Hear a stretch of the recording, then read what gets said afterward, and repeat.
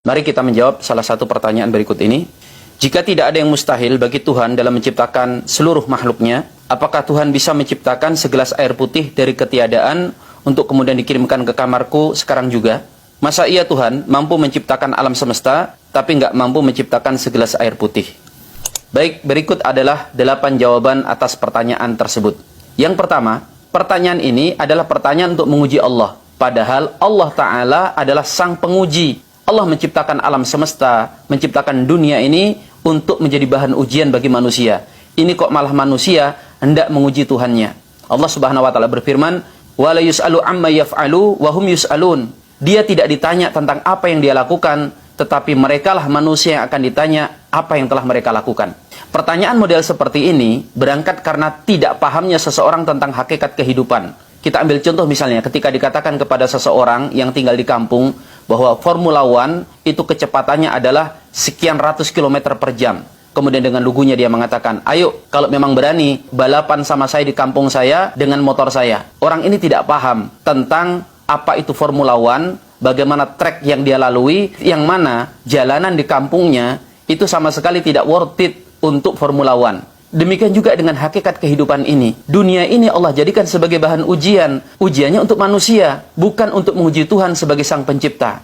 Yang kedua, pertanyaan tersebut juga menunjukkan betapa si penanya tidak paham tentang bagaimana hakikat keberadaan Tuhan dengan segala sifat-sifatnya. Allah itu memiliki sifat maha kuasa, berkehendak semaunya. Maka ketika Allah Subhanahu wa taala tidak melakukan sesuatu, itu adalah bagian daripada kehendak dia yang memang tidak hendak melakukan sesuatu tersebut. Sebagaimana ketika dia melakukan sesuatu, itu karena Allah berkehendak melakukannya. Sebagian pihak kadang memahami Allah itu dengan pemahaman yang parsial. Allah maha penyayang. Tetapi kemudian dia memahami, kalau Allah sayang, mengapa ada begitu? Kalau Allah sayang, mengapa ada begini? Allah Subhanahu wa taala maha penyayang, tetapi di saat yang sama, dia bersifat maha adil. Bahkan Allah juga memiliki sifat bisa menghukum. Maka ketika Allah Subhanahu wa taala tidak melakukan sesuatu, tidak menunaikan apa yang kita minta, itu bukan karena Allah tidak maha kuasa, tetapi justru itu menunjukkan kekuasaannya, karena dia berkehendak semaunya. Dia mau memberi ke, dia tidak memberi ke, semau Allah, wong dia maha kuasa.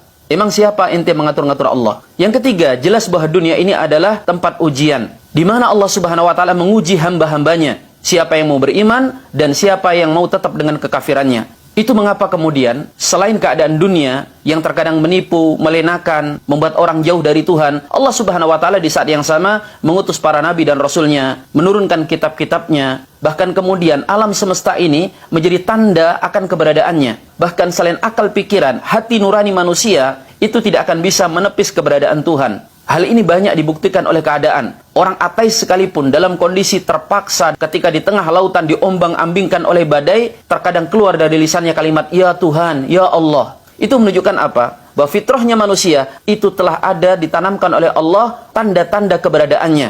Allah Subhanahu wa taala berfirman, Fa'alhamaha fujuraha wa taqwaha. Kami telah ilhamkan di dalam diri manusia itu jalan untuk memilih kedurhakaan atau dia memilih ketakwaan. Yang keempat, seandainya pun permintaan seperti itu dikabulkan, tidak akan menjamin orang itu akan beriman. Karena manusia itu punya 1000 alasan untuk mendustakan keberadaan Tuhan jika memang dia tidak mau beriman. Sebagaimana Allah Subhanahu wa taala berfirman ketika menjelaskan keinginan orang-orang musyrik Mekah. Mengapa tidak diturunkan malaikat saja untuk membawa risalah? Kenapa harus manusia? Allah Subhanahu wa taala mengatakan, Walau ja'alnahu malaka la ja'alnahu rajula wa la labasna 'alaihim ma yalbisun. Seandainya kami turunkan malaikat sekalipun dan kemudian malaikat itu menyerupai seorang laki-laki, mereka itu akan tetap dengan keingkarannya. Malaikat dalam wujud yang aneh, mereka menganggap kok aneh. Malaikat dalam rupa manusia kok sama dengan kita? Bahkan lebih jauh Allah Ta'ala mengatakan, Walau nazzalna 'alaika kitaban fi qirtasin falamasuhu bi'aidihim laqala alladziina kafaru in hada illa sihrun mubin. Bahkan seandainya kami turunkan Al-Qur'an itu dalam bentuk lembaran-lembaran yang bisa disentuh oleh tangan-tangan mereka, ini turun dengan cara yang aneh, maka niscaya mereka akan mengatakan apa? Ah, ini kan cuma sihir ini. Maka tidak menjamin seandainya kemudian datang air putih ke orang tersebut, orang itu langsung beriman. Dia mungkin akan mengatakan, ah ini cuma sihir ini, ah ini cuma trik, ini cuma itu. Maka hal yang seperti itu tidak ada perlunya Allah Subhanahu wa taala melakukannya. Yang kelima, Allah Subhanahu wa taala itu memiliki kehendak. Dia adalah zat yang yaf'alu ma yurid, berkehendak apapun yang dia kehendaki. Dan di antara kehendak Allah Dia menghendaki adanya orang yang beriman dan ada orang yang tetap dengan kekafirannya. Allah Ta'ala berfirman, "Walau syaa rabbuka la'amanna man fil ardi kulluhum jami'a." Seandainya Tuhanmu menghendaki, maka akan beriman semua yang ada di muka bumi ini secara keseluruhan. Dia juga berfirman, "Faman syaa'a falyu'min wa man syaa'a falyakfur." Bagi siapa yang mau beriman, silakan dia beriman, dan bagi siapa yang ingin tetap dengan kekafirannya, silakan dia memilih kekafiran. Allah bebaskan manusia untuk memilih karena memang Allah Subhanahu wa taala menjadikan itu sebagai ujian. Allah telah memberikan perangkat-perangkat yang lengkap agar manusia memilih dengan pilihan yang benar. Dia diberikan akal, hati nurani, ditunjukkan ayat-ayat kebesarannya. Jika dengan segala ayat dan tanda-tanda kebesaran itu, ada manusia yang memilih untuk ingkar kepada Tuhannya, maka itu jelas adalah pilihannya, bukan paksaan dari Allah untuk menjadikan dia celaka atau kafir. Makanya dalam konsep Islam, orang paling durhaka sekalipun, sebelum dia akan dihukum di akhirat, dia akan melalui proses pengadilan. Di sana akan dibuktikan, akan didatangkan saksi-saksi yang menunjukkan ketika Allah Subhanahu wa taala menghukum seorang manusia, itu bukan karena kezalimannya, tetapi karena keadilannya, karena dia adalah zat yang maha adil seadil-adilnya.